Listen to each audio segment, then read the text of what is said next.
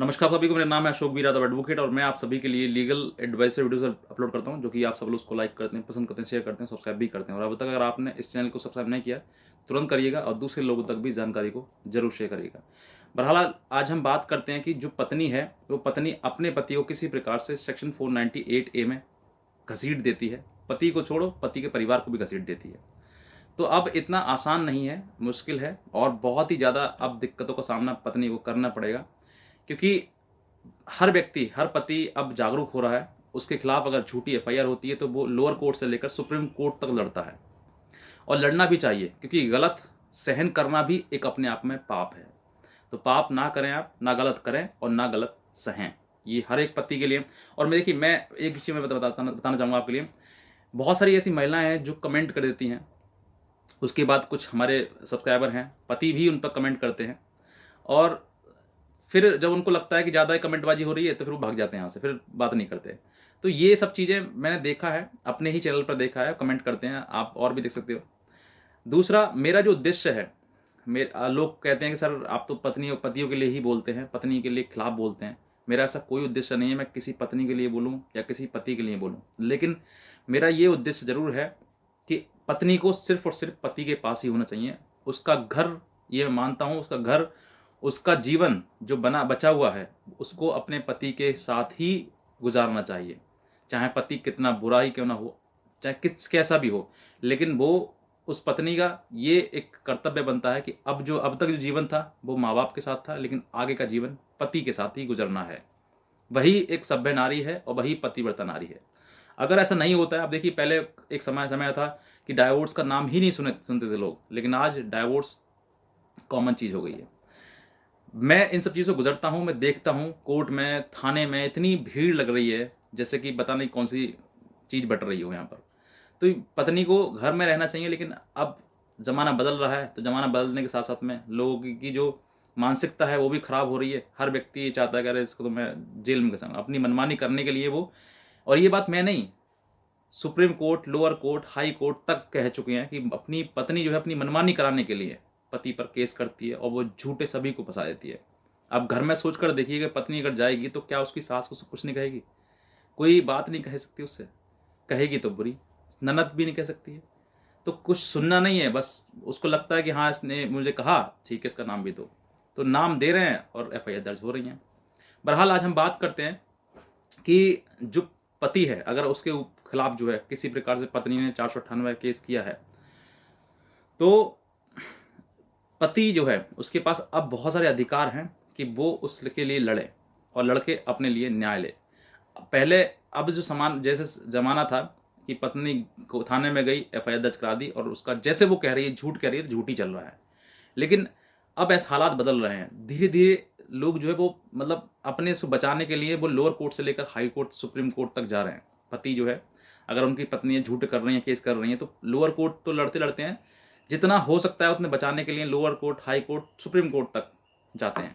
तो ऐसी ऐसी ही एक ऐसा ही एक जजमेंट है ऑनरेबल सुप्रीम कोर्ट का, Kahkasha versus state of Bihar.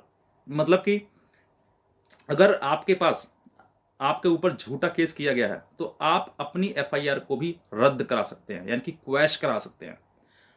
किस तरीके से? ये एक जजमेंट है जो Kahkasha versus state of Bihar का है। ये जजमेंट, इस जजमेंट को की कॉपी आप लगाएंगे, लगाने के बाद जो है वो आप अपने केस का हवाला देते हुए, क्योंकि बहुत ज़्यादा मिसयूज कानून में ये जो केसेस हैं, ज़्यादातर झूठे ही केस आ रहे हैं। ज़्यादातर, बहुत रेयर केसेस है, एक दो के साथ में होता होगा, लेकिन ज़्यादातर लोगों ने झूठ का ही इस्तेमाल किया है इसमें।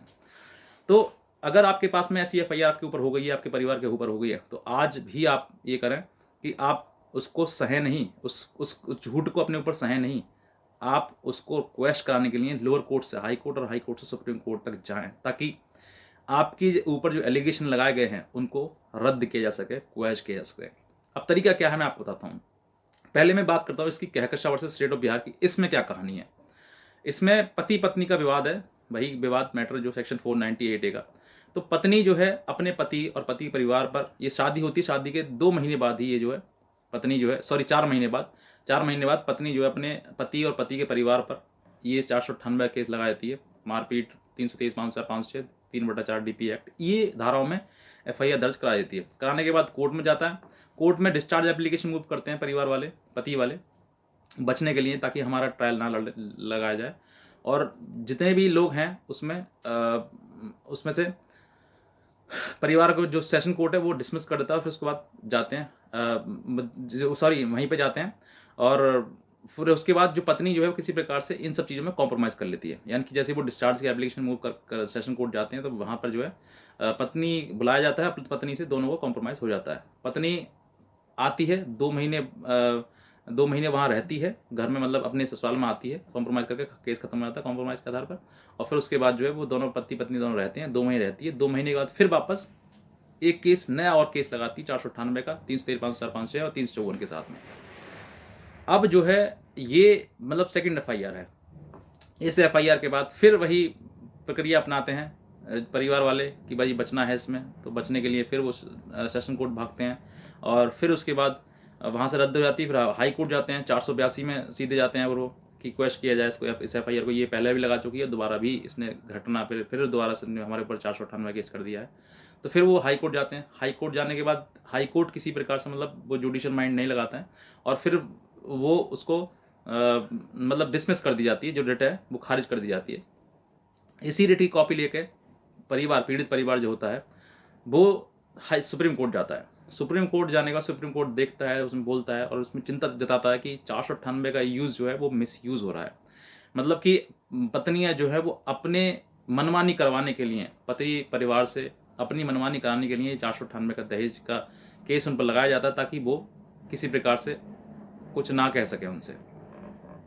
इसमें कई प्रकार की दलील भी दी गई, डिफेंडेंट की तरफ से भी दिया गया, और जो पीड़ित परिवार है यानी कि पत्नी है, पत्नी की तरफ से भी, कंप्लेनेंट की तरफ से भी कहा गया। इसमें कई प्रकार की, पहले ये FIR एक और करा चुकी है, अब दोबारा इसमें FIR कराई है। तो जो सुप्रीम कोर्ट जो है, ऑनरेबल सुप्रीम कोर्ट जो है, उसने सब कुछ देखते हुए इस FIR को, मतलब इसमें चिंता जताते हुए कि इसमें जो है जो परिवार वाले हैं, इन्होंने जिनके ऊपर ये धारा लगाई गई हैं, इसमें ना ही तो किसी का जिक्र किया गया कि किसने कितना मारा, किस समय मारा, कौन सी तारीख को मारा, मतलब किसी का कोई भी जो कार्य है, मतलब उसका इंसिडेंट बताया गया है, कब मारा, किस तरीके से मारा, कुछ भी उसमें नहीं बताया गया। बस ये बताया गया इतने लोगों ने दहेज मांगा। तो ये सब देखते हुए Supreme Court, honourable Supreme Court ने Kahkashan versus state of Bihar में, इस केस में इसको रद्द कर दिया, क्वैश कर दिया इस FIR को, और इन सब परिवार को बरी उसमें से कर दिया। तो आज अब मैं आपको इसमें थोड़ा सा मतलब एक निचोड़ करता हूँ कि क्या इस चीज़। देखिए, पत्नियां जो हैं सेक्शन 498A का मिसयूज तो कर लेती हैं, लेकिन जैसे उनसे सवाल जवाब करने की बारी आती है तो वो पीछे हट जाती हैं, या फिर लड़ती हैं तो उनको पता है कि मैं तो झूठा है, मेरा तो झूठा केस किया है। तो अब अगर पति आप हैं और आपके ऊपर ऐसी कोई FIR दर्ज करा दी गई है, तो आप भी चुप ना बैठें, क्योंकि आप सोचेंगे अरे छोड़ो, जमानत करा लेंगे, लड़ लेंगे, ऐसा कुछ नहीं है। आप लोअर कोर्ट में अगर आपका मैटर है, या फिर अभी थाने में भी है, तो आप वहाँ से लड़ना शुरू कर दें, और उसके खिलाफ जो भी आपके पास एविडेंस है, उस एविडेंस को कोर्ट को, थाने को प्रोड्यूस कराएं, सामने दें उसके, और ताकि आप अपने आप को बचा सकें।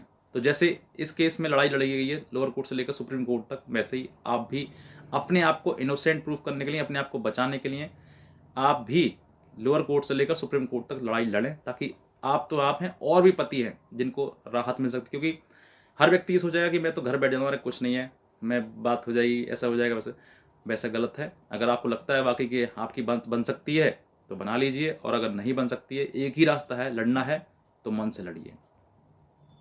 बस मैं इतना कहना चाहूँगा। और अगर आपके साथ आपको ये वीडियो अच्छा लगा है तो नीचे लाल रंग का बटन प्रेस करिएगा, सब्सक्राइब करिएगा, और दूसरे लोगों तक भी जानकारी को जरूर शेयर करिएगा। आज का वीडियो देखने के लिए आपसे बहुत धन्यवाद।